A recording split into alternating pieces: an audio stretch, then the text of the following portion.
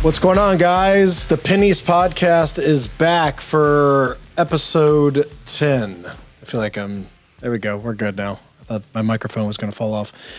All right, so we took another break again. So many things happening. This is kind of an impromptu podcast. We kind of came about this last night. And we're going to talk about how God has influenced our lives / family in the last month. A lot of stuff has been going on around here.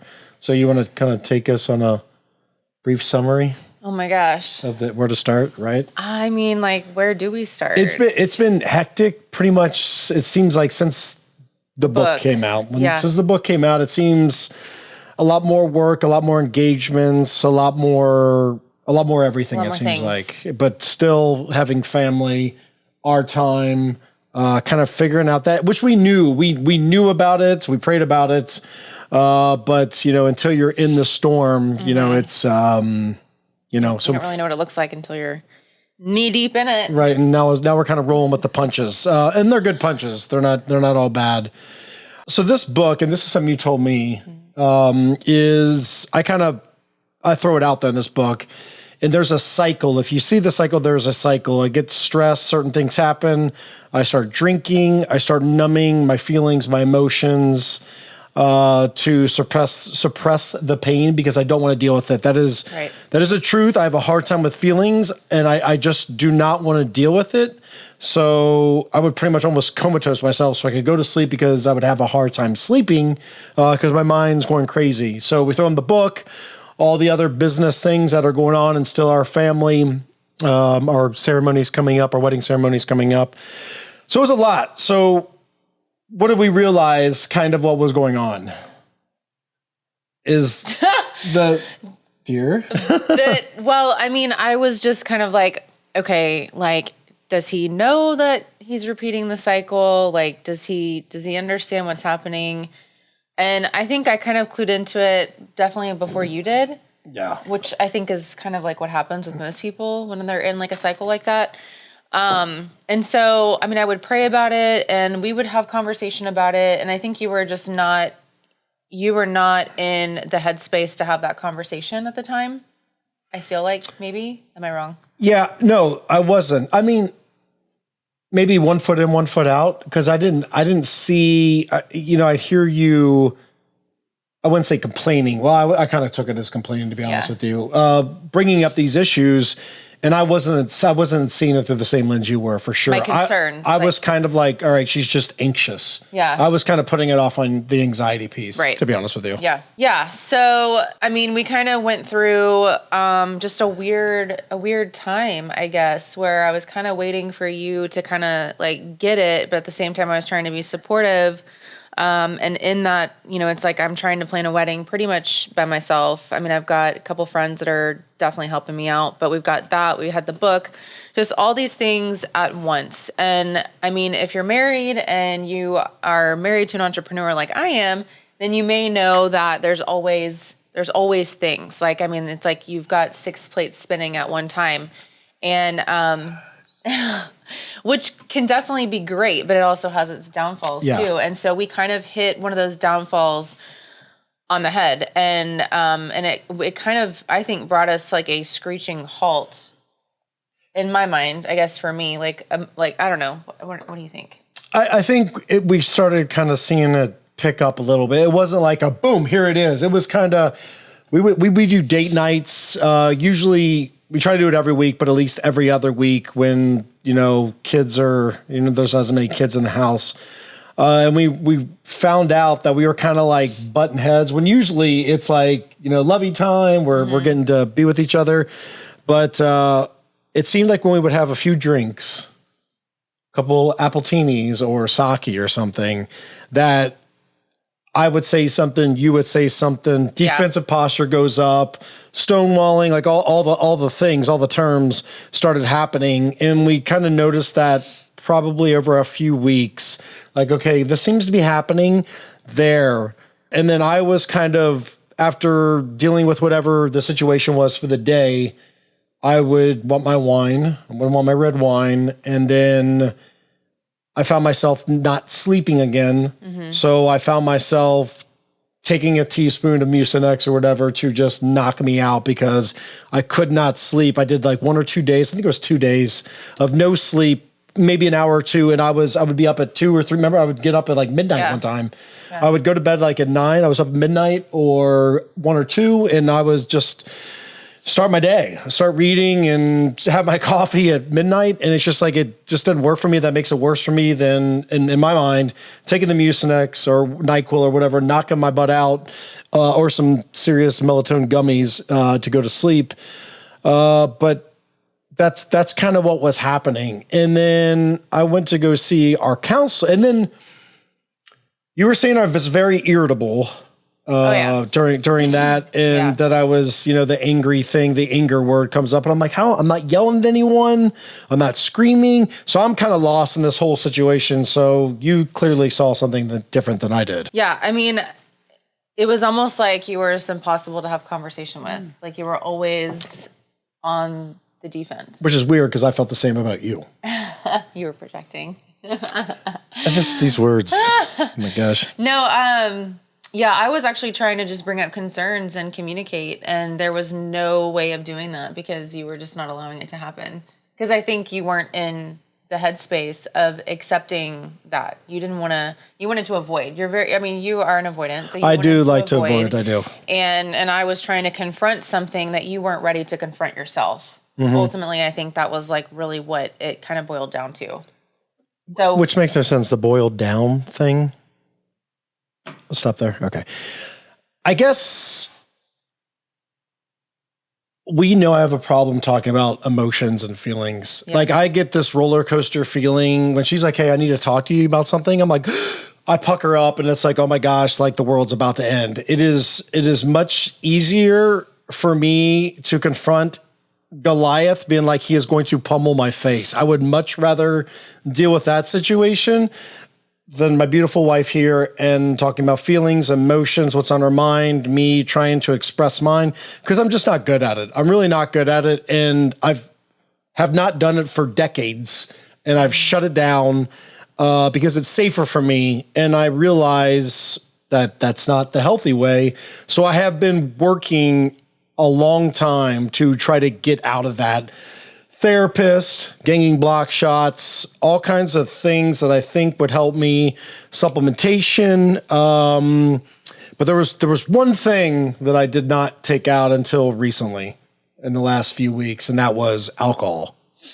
So I took out alcohol. I stopped drinking completely. I was like, and the reason why I did that is we see a counselor together, and we also see that same counselor individually. And I came in one time, and it was right after jiu-jitsu. I just got off the phone with my mother, and this was in the middle of like our like weird this was in the middle of chaos, and then like it's another voice coming in.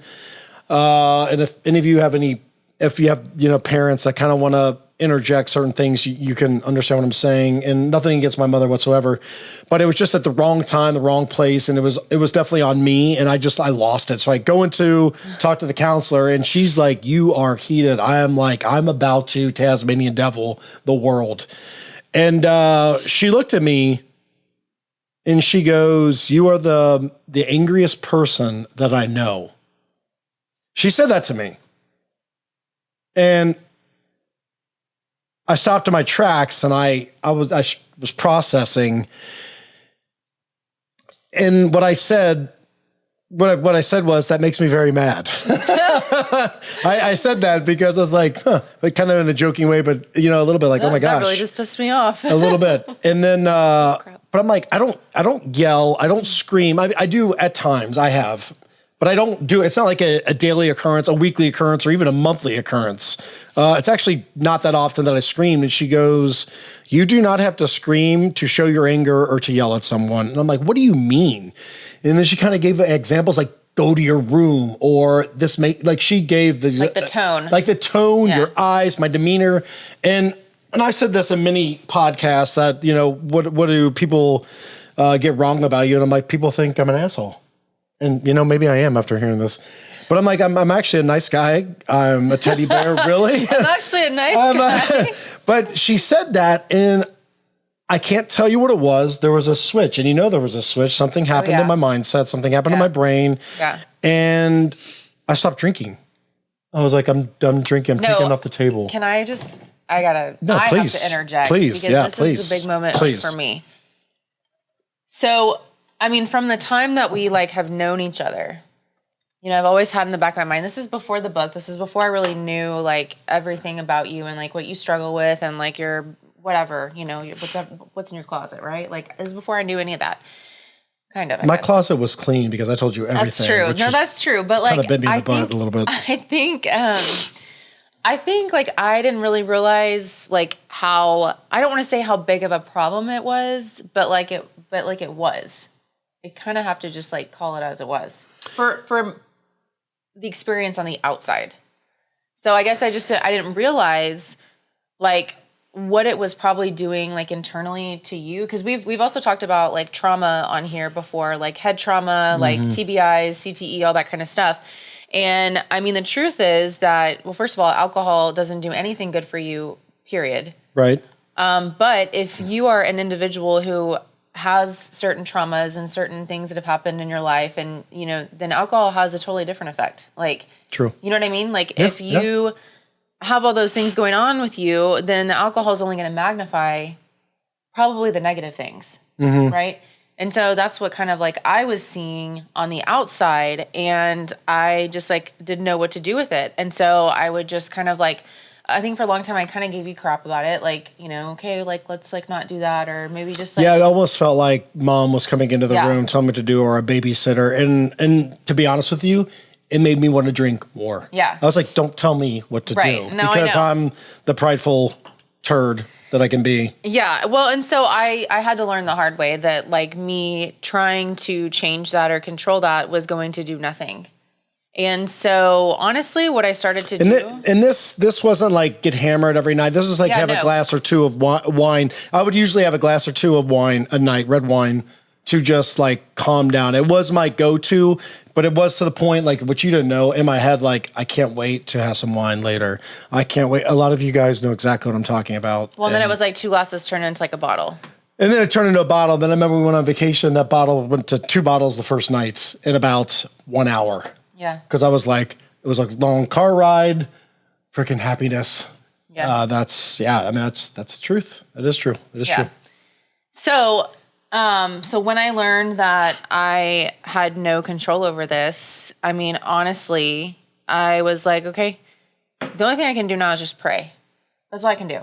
Is I can pray for my husband. I can pray for me. Like I can pray for our family. Like that's all I can do is I can pray because I have no control over anything. None of us do. No, we try to control other people, but you really can control yourself. That's it. Yeah. And so I took control of myself and I said, okay, self, like you're done trying to change this person. Like and in my head, I was thinking either something really bad's going to happen or he's going to just have like an aha moment, And so I was just praying. And that day that our counselor said that to you, when you came home, we still weren't really talking to each other. And I just immediately went into my closet and I was like bawling my eyes out and I was just praying. And I was like, please just like take this away. Like, cause I've known for a long time, this is the big part of the problem. It's a big part of the problem and it has to go. And if I can't make it go, then God, like, do something. Like, you know what I mean? I was like, just come in and like do something. And I was literally on my knees praying in my closet. And you were having a conversation. So while that's happening, the day before I was in the gym in the garage. Yes. I'm just going to I totally forgot about this piece. Mm-hmm.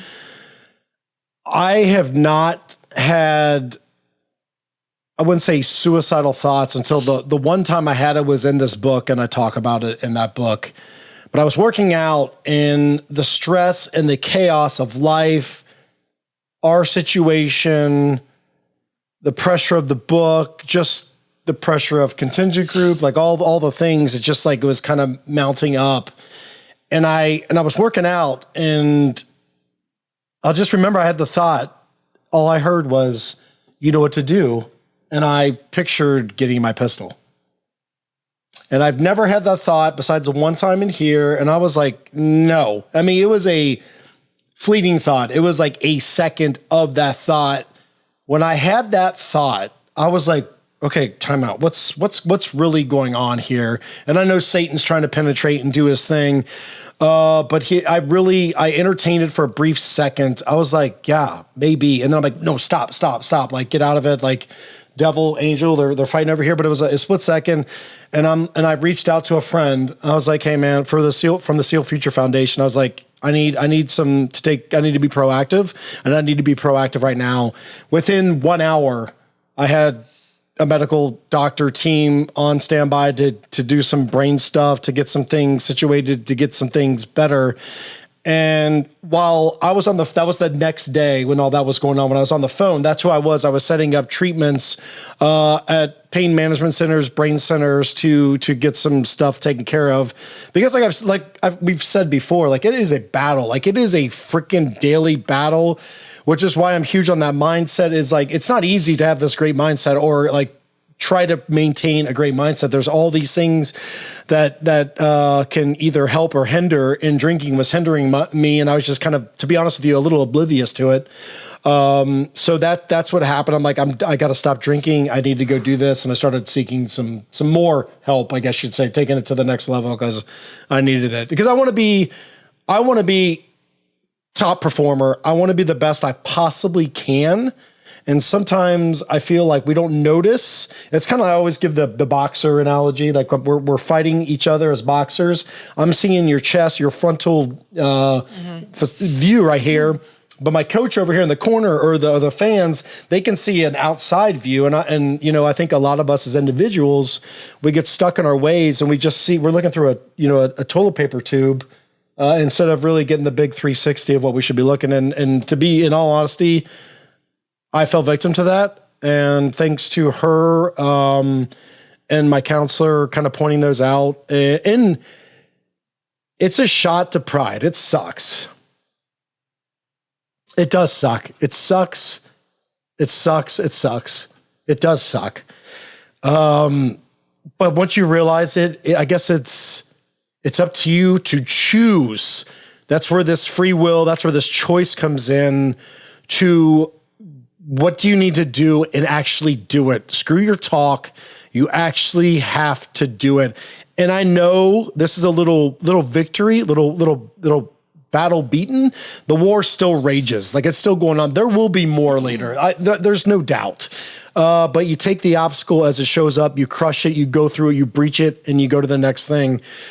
But that's kind of goes back to where I was like, I'm done. I got to stop drinking. I'm done.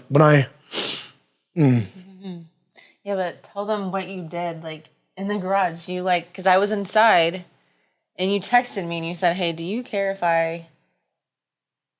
You're like, is it... Oh, I texted her. I was like, hey, do you care if I get all the alcohol out of the house? So I got all the alcohol. She goes, I think you said, I'm crying right now. I literally... Because that was the same... Is this why you were praying? Yes. Okay, so that's...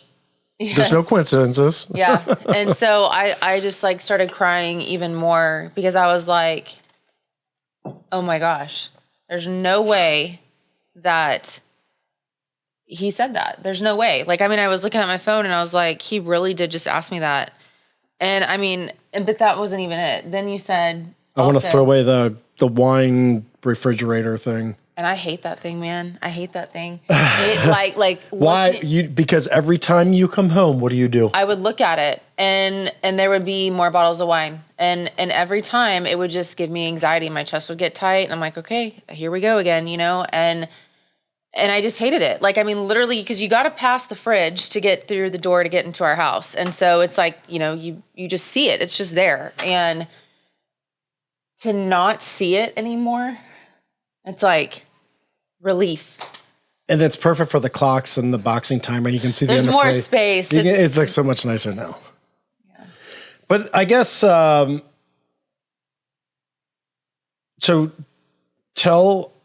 you asked our counselor about why she said what she said. Yeah. To me. Yeah. I asked her, I said, well, because I was just, I got to be honest. I'm like, I've been sitting here for months, a year, more than a year, saying these things to you, But I mean, we all know if you're married or you're in a relationship, you know that like you can tell your partner all these things, but then if the second someone else says it, you read in a magazine or hear on a it. podcast. And you're like, yeah, man. Like, but no. So I asked her that. I said, okay, what's the magic potion here? Because I've been struggling with this. I've been trying to communicate this to him so much. Like, what made you say that? And I was like, did you know you were going to say that before you walked into the session? Did you plan this? And she was like, it was the Holy Spirit. She was like, I didn't plan anything. She just had said that, you know, you went off on your tangent and it just came to her to say that with no intentions of, I think, like affecting you. It just happened to, I mean, that is she was led by the Holy Spirit. Right. 100%. That is the work of 100%, 100%. Is that in that moment, that very moment, at that very second that she said it, it changed something in you. And internally, which is the most important. Right. And I'll be honest, like when this all happened at first, I was like, okay, like in his mind, he needs this so much in his life. Like it's part of his culture. The drinking is like part of his culture. That's what he knows. In my mind, I was like, this is great, but how long is this going to last? And I think that's normal. Like I wasn't trying to be negative. I was scared because it was like such a big relief. Like, and I know like I should not like my happiness. Like, how do I say this? You're not supposed to make me happy and I'm not supposed to make you happy, right? Like we're supposed to be able to like make ourselves happy and be fulfilled like through God and that's a big problem. I've made that. I think we both have made that problem throughout relationships in our life is we rely on the other person to fulfill us, to make us happy. Yeah. And she's human. I'm human. We mess up. We mess up a lot. We're going to let each other down. And so you relying on that, you're setting yourself up for failure. That doesn't mean I don't love my wife. It doesn't mean she doesn't bring me happiness. That's not what that means. It's like there's really only one constant that's going to always, that you should go to for that, and that's God. Plain and simple, end of story, because you will be let down. And I have been a victim of that, and you have too. We've had this discussion, and I think that happens in a lot of relationships. I mean, look at the divorce rate. Look at the cheating and all the BS that goes on. So but when she said that, it was like a car slamming into me, and this just like that, the mindset just flipped. I'm like, it was like something went off in my brain, like something got removed. The I could see now. I like the scales fell off my eyes, right?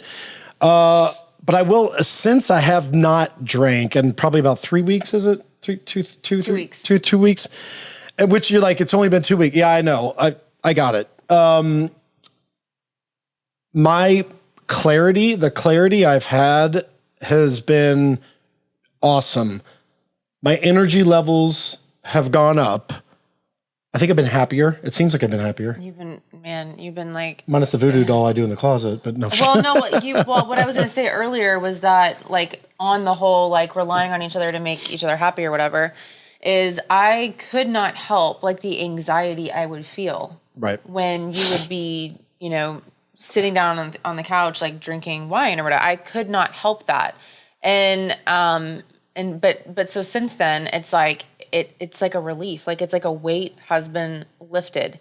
Like, I don't have to worry about, and it's not that you would like cuss people out or like be whatever, but you would definitely be irritable. And I mean, people would either go to the park or, I mean, we would try to stay away because we didn't want to. I'm not a demon. I'm not a demon. Feathers.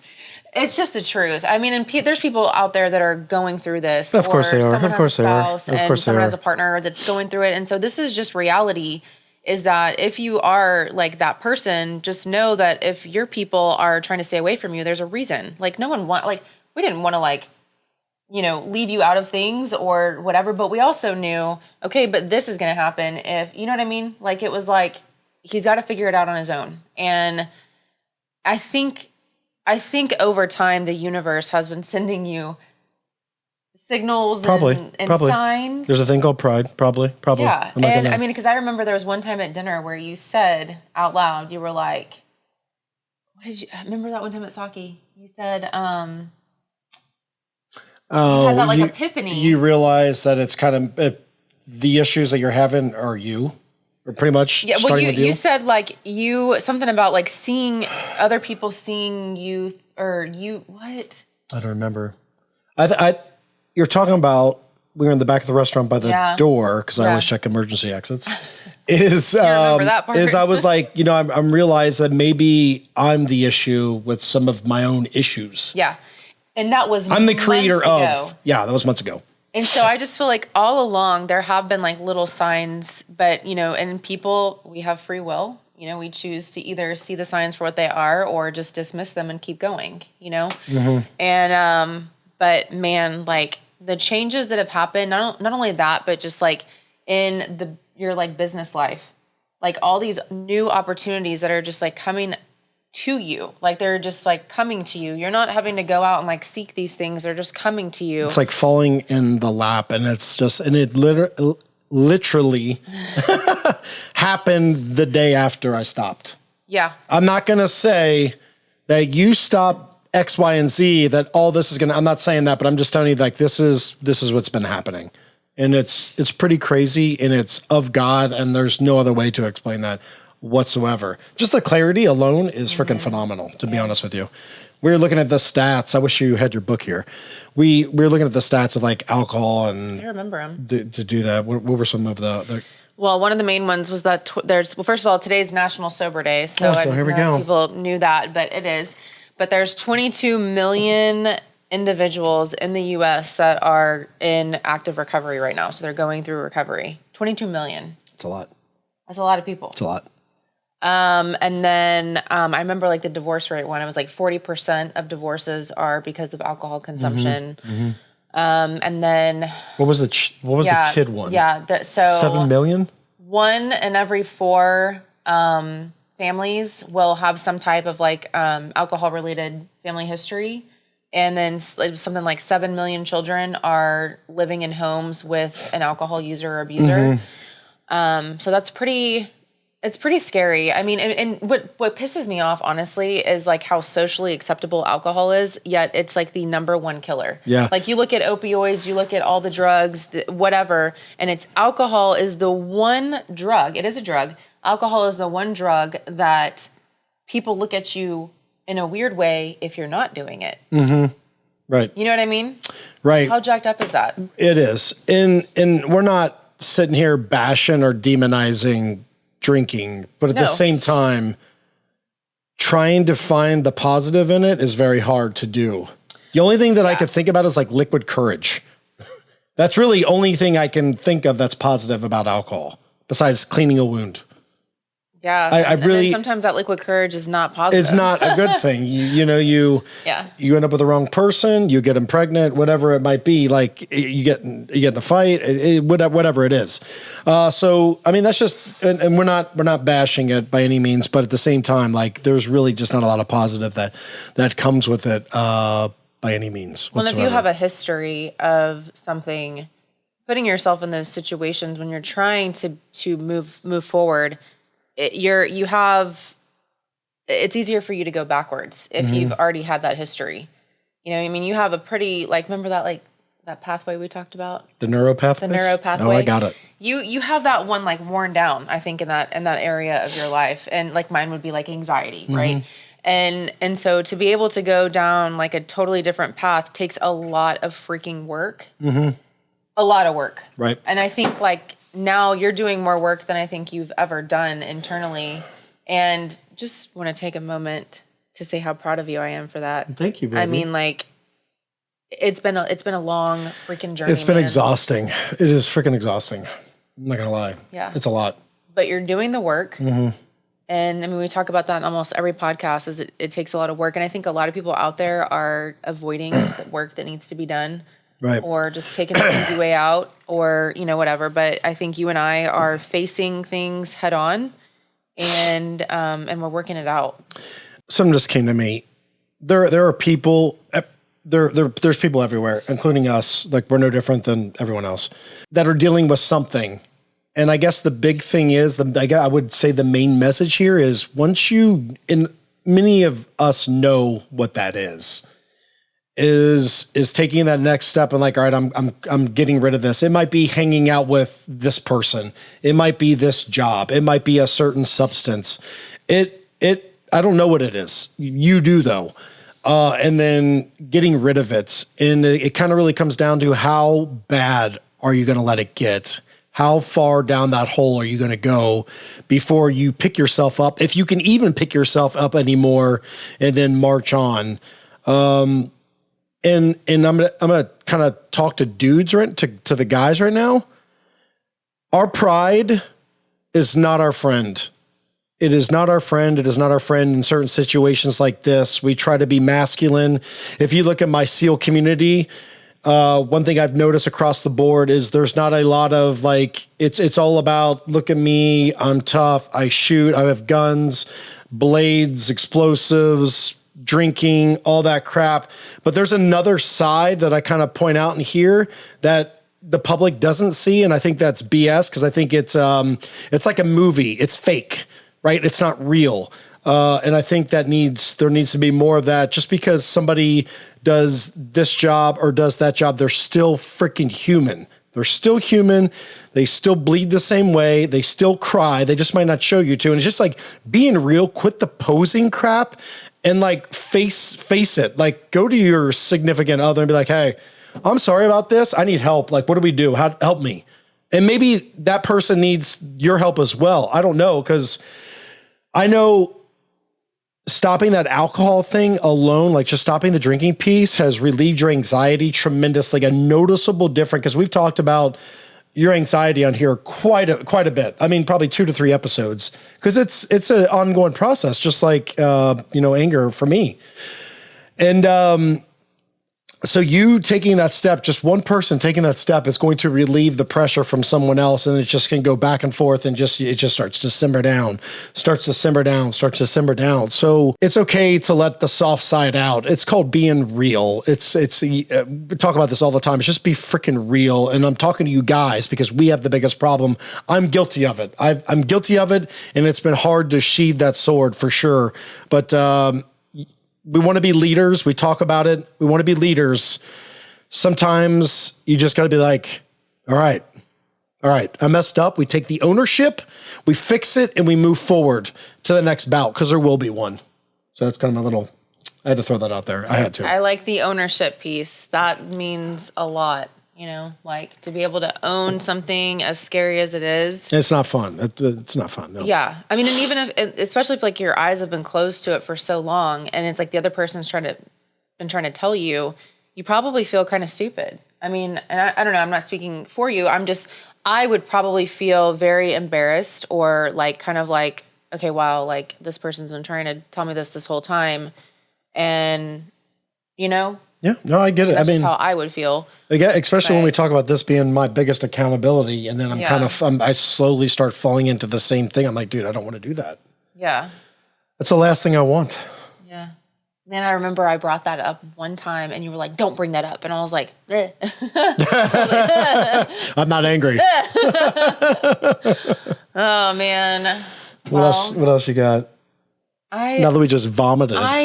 Okay, because it's just like people, there's so many people. I mean, again, I get messages, you get messages about these podcasts helping people, this book helping people, and it's real freaking life. It is real life. And like, it's ugly.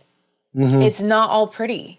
And honestly, it's going to probably even be uglier at times, but it's like, what are we willing to do to work through that? What does the repair look like? What do we look like on the other side? What does the growth look like?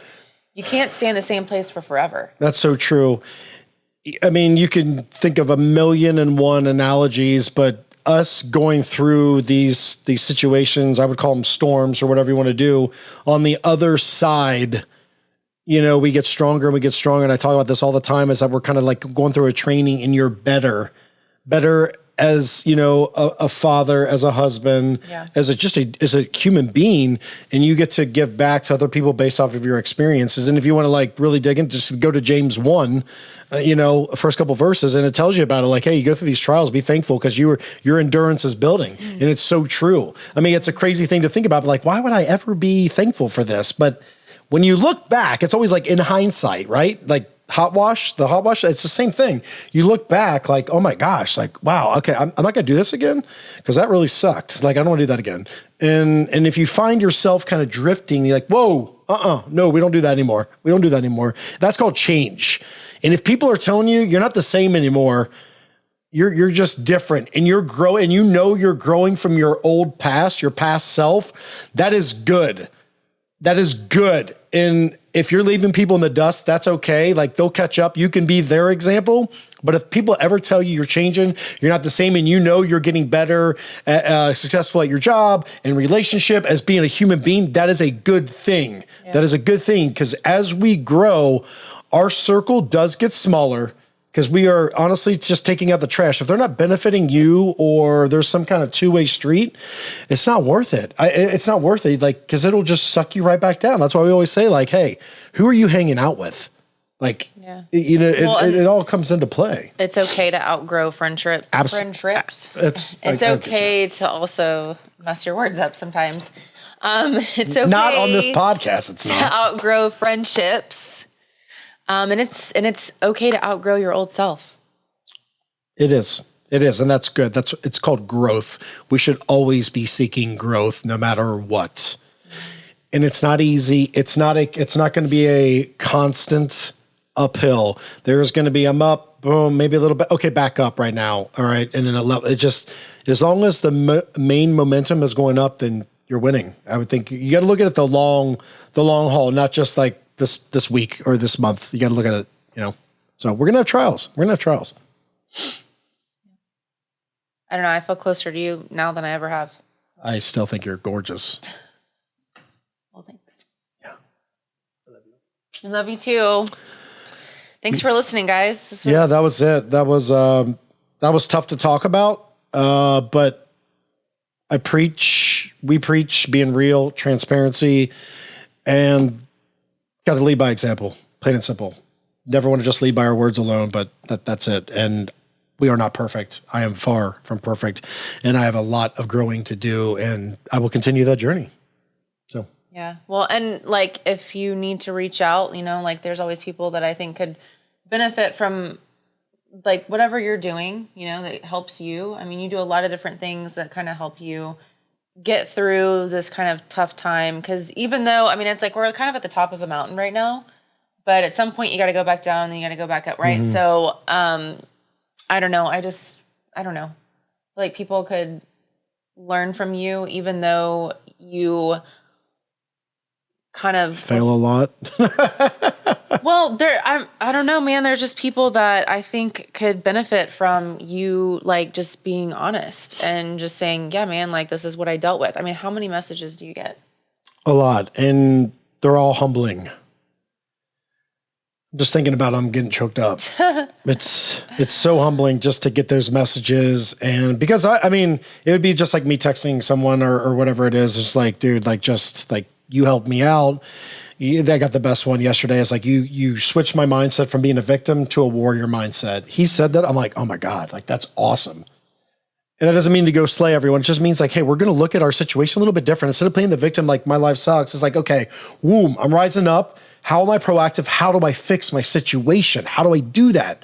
And just move forward I mean, yeah, it really is as simple as it is. It's very hard, but you know, the foundation and the route, it's there. Yep. So. Yep. Sure is. I love you. Love you too. Good. Great. All right, guys. Take it easy. Bye. See ya.